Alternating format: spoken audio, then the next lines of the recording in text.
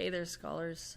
This week we are going to be reading a story from our Junior Great Book series. And today you are just going to be listening to the story and thinking about any questions you might have.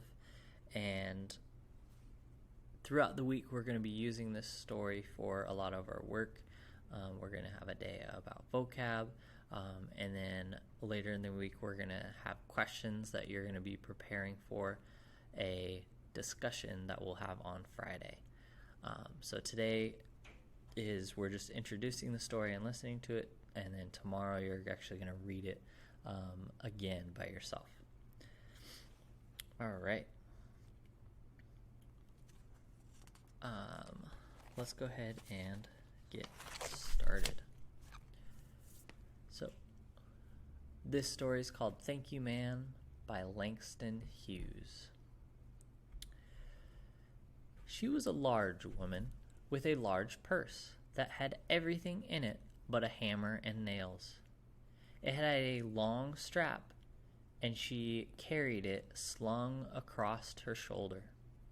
It was about 11 o'clock at night, dark, and she was walking alone when a boy ran up behind her. But the boy's weight and the weight of the purse combined caused him to lose his balance. Instead of taking off full blast, as he had hoped, the boy fell on his back on the sidewalk, and his legs flew up. The large woman simply turned around and kicked him right square in the blue-jeaned sitter. Then she reached down, picked the boy up by his shirt front, and shook him until his teeth rattled. After that, the woman said, "Pick up my pocketbook, boy, and give it here." She still held him tightly, but she bent down enough to permit him to stoop and pick up her purse. Then she said, "Now ain't you ashamed of yourself?" Firmly gripped by his shirt front, the boy said, "Yes'm." The woman said, "What did you want to do it for?" The boy said, "I didn't aim to." She said, "You a lie."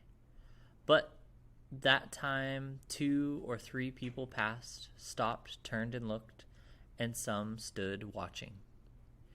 "If I turn you loose, will you run?" asked the woman. "Yes'm," said the boy. "Then I won't turn you loose," said the woman. She did not release him. "Lady, I'm sorry," whispered the boy. Your face is dirty. I got a great mind to wash your face for you. Ain't you got nobody home to tell you to wash your face?" "No'm," said the boy. "Then it will get washed this evening," said the large woman, starting up the street, dragging the frightened boy behind her. He looked as if he were 14 or 15, frail and willow-wild, in tennis shoes and blue jeans. The woman said, "You ought to be my son. I would teach you right from wrong. Least I can do right now is wash your face. Are you hungry?" "No'm," said the bedraggled boy. "I just want you to turn me loose." "Was I bothering you when I turned that corner?" said the woman. "No'm." "But you put yourself in contact with me," said the woman.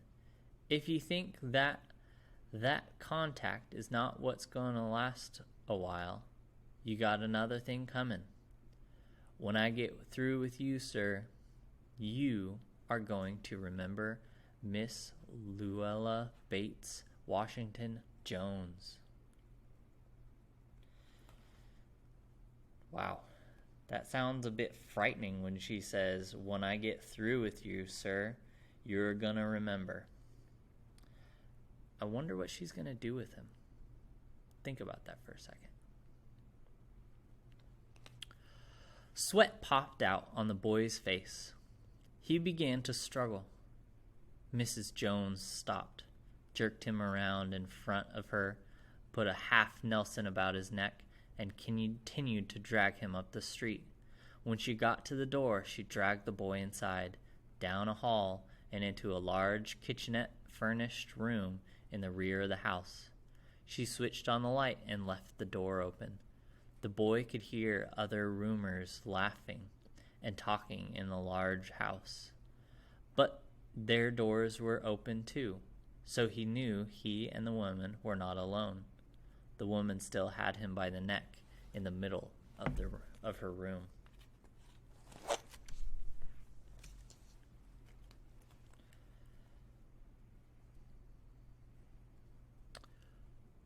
She said, "What's your name?"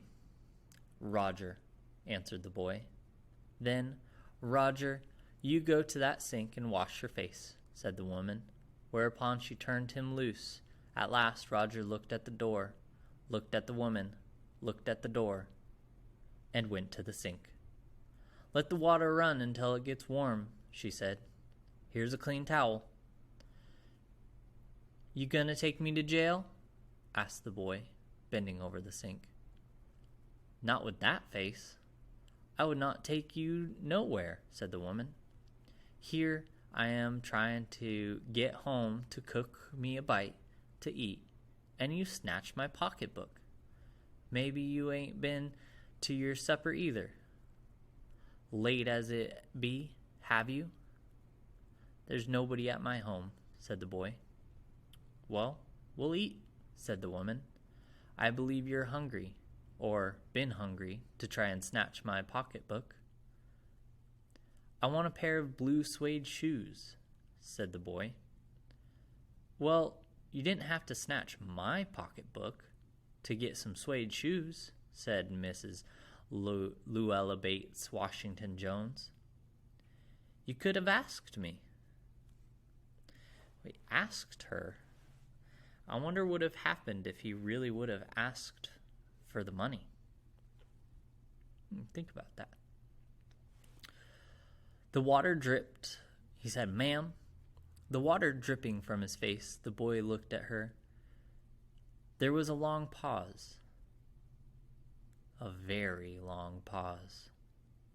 After he dried his face and, not knowing what else to do, dried it again, the boy turned around, wondering what next.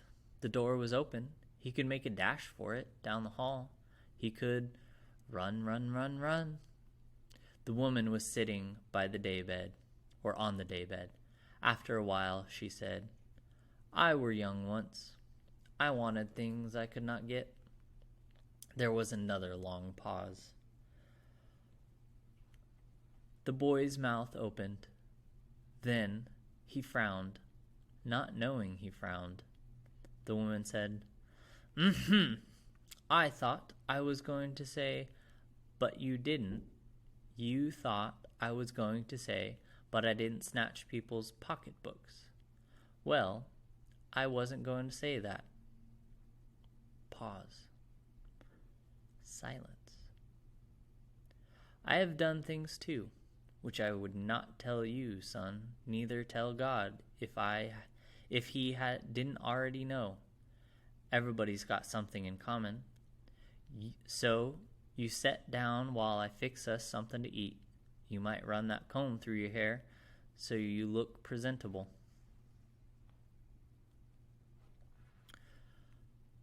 I wonder why she's so sure that the boy's not going to run away.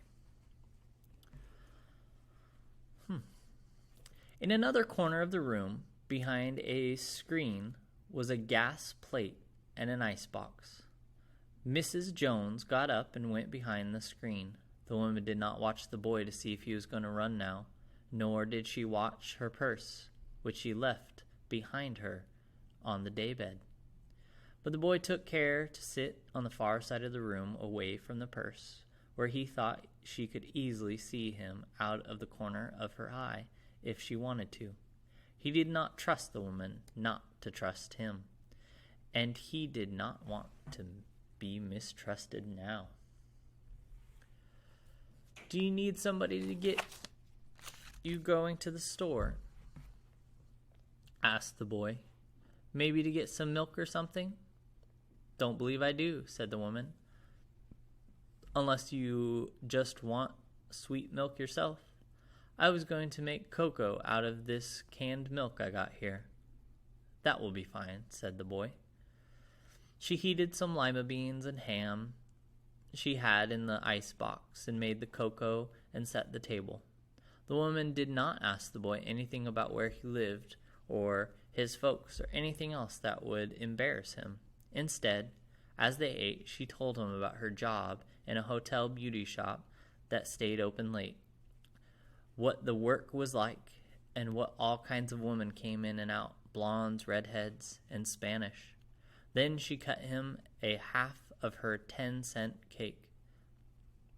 "Eat some more, son," she said.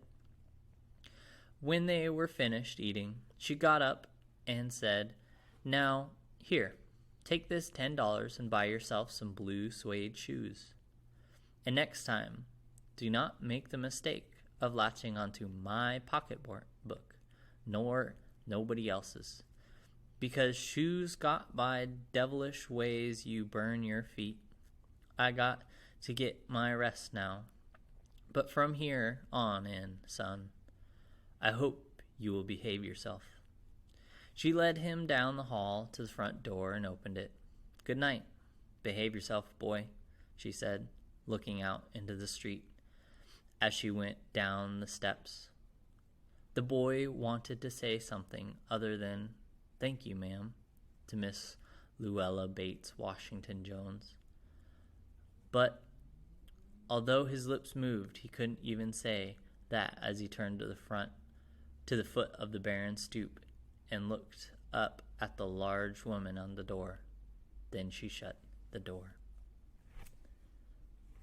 The end. That was quite the story. All right. So you are going to be reading that again tomorrow.